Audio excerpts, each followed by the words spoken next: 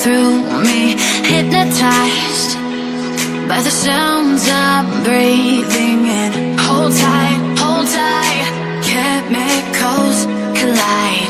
Hold tight, hold tight, hold tight. Dripping lights paint the skies, all because of you.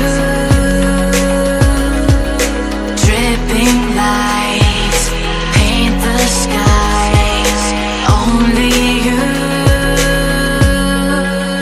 can make me move. You can make me move. Assalamualaikum warahmatullahi wabarakatuh. Jadi kami dari kelompok 5 mau ngejelasin tentang Monumen Nasional. Udah ikutin terus.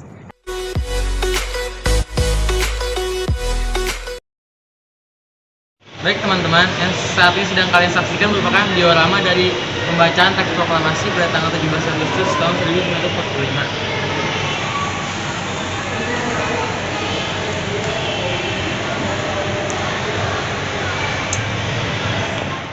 Mengetahui bahwa Jepang kalah perang, rakyat Indonesia baik para pemuda maupun para pemimpin pergerakan kebangsaan berpasti dengan waktu untuk mewujudkan cita-cita perjuangan, yakni mengumumkan proklamasi kemerdekaan Indonesia secepat mungkin.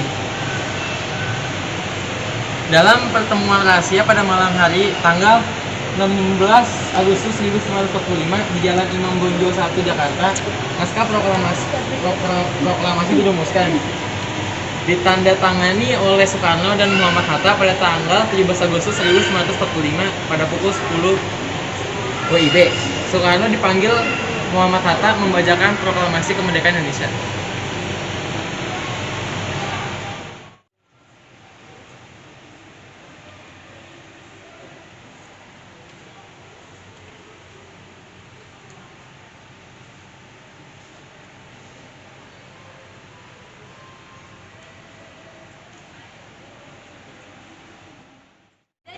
Kali ini kita membahas setelah kemerdekaan Indonesia diproklamasikan.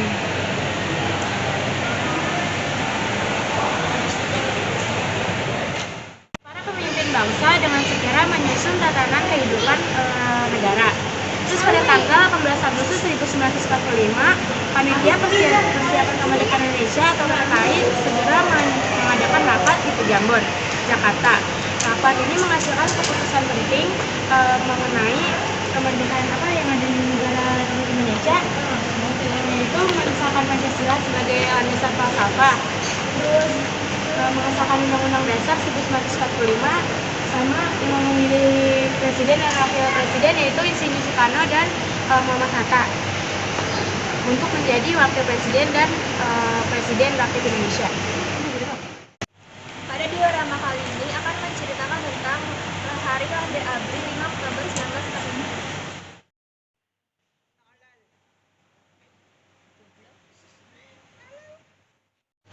Pada tanggal 22 Agustus 1945, Panitia Persiapan Kemerdekaan Indonesia menetapkan pembentukan Barisan Keamanan Rakyat untuk memelihara keamanan dan ketertiban umum di daerahnya masing-masing.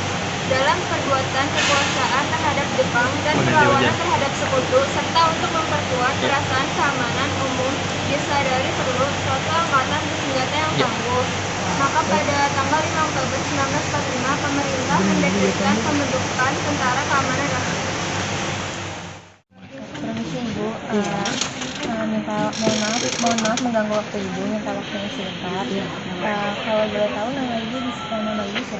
Nama saya namanya Aitris Marianti, bisa dipanggil Ibu Ayu. Tugas Ibu di sini tuh sebagai apa? Sebagai pemandu terkait. Sudah berapa lama Ibu bekerja di Monumen Nasional? Sudah dari tahun 2015 sampai sekarang, berarti kurang lebihnya 5 tahun ya, mau 5 tahun.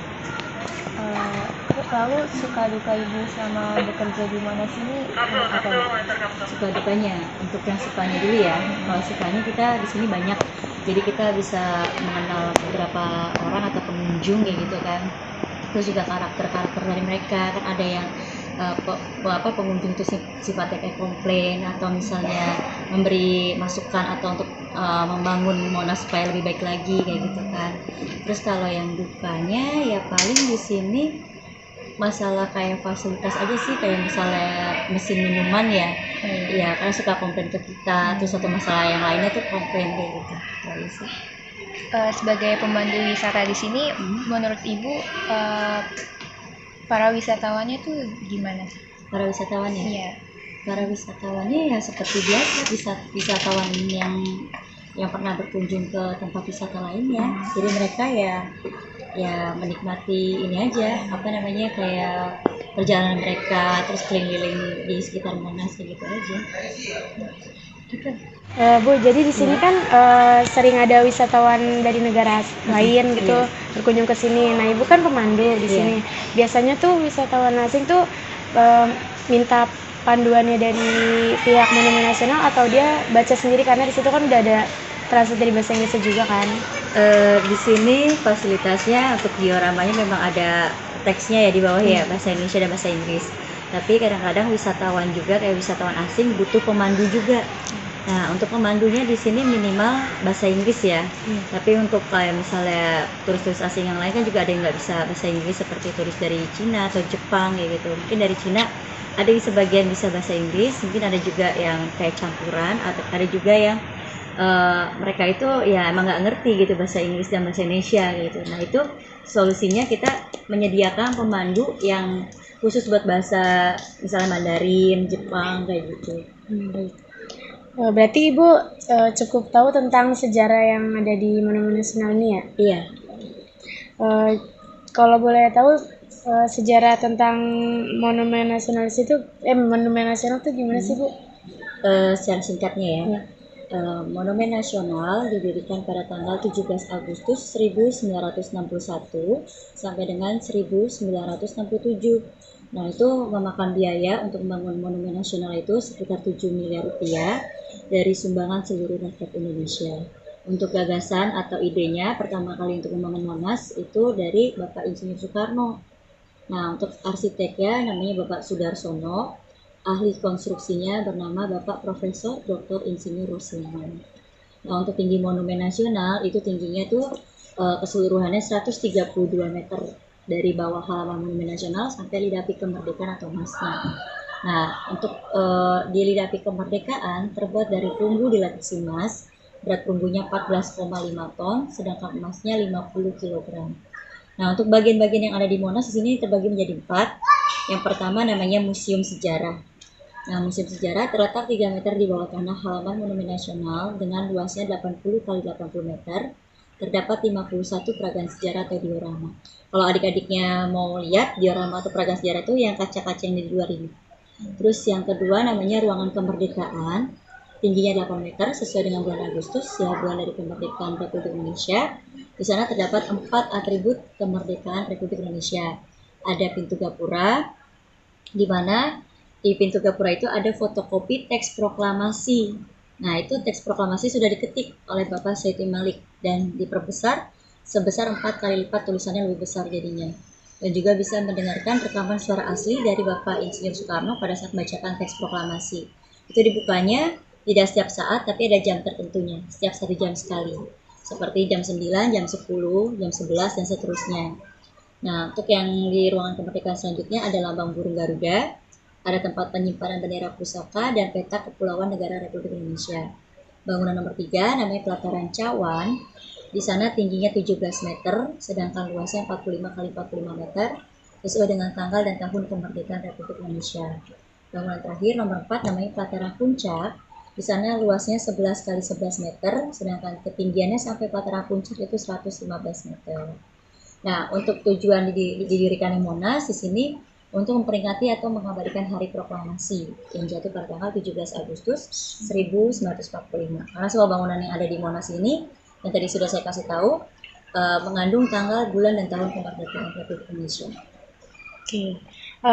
Apa pendapat Ibu tentang makna proklamasi di Indonesia? Makna proklamasi ya? Iya. Makna proklamasi itu sangat penting.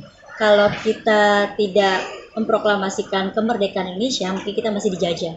Iya. Jadi proklamasi itu untuk mengetahui kalau di sini ada wilayah atau negara gitu. Nah, itu kan di setiap kita mau mendirikan negara itu pasti ada benderanya, ya kan? Pasti ada prajuritnya atau tentaranya, ya kan? Terus juga macam-macam untuk mempersiapkan apa kayak kemerdekaan Indonesia, ya kan? Kayak misalnya Undang-Undang Dasar, Pancasila dan seterusnya. Jadi itu penting sekali menurut saya. Jadi untuk menandakan kalau kita itu udah nggak dijajah dan bebas dari penjajah. Oke, jadi menurut Ibu apa yang harus dilakukan sama anak generasi yang bakal nerusin Indonesia ini? Ya, untuk pesan saya sih untuk anak generasi yang penerus ya atau yang zaman sekarang ini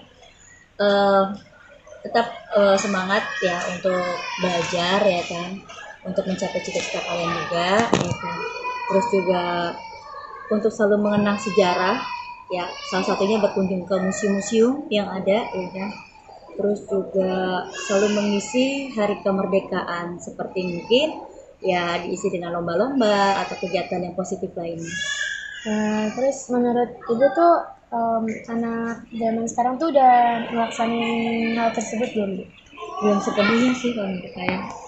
Jadi masih ada beberapa yang belum apa ya, belum bisa apa kayak keinginan tahunya itu lebih dalam lagi. Jadi mereka masih ada yang cuek-cuek kayak gitu. Udah Bu, segitu aja pertanyaannya. Maaf ya Bu, mengganggu. Makasih banyak. Makasih, Makasih banyak Bu.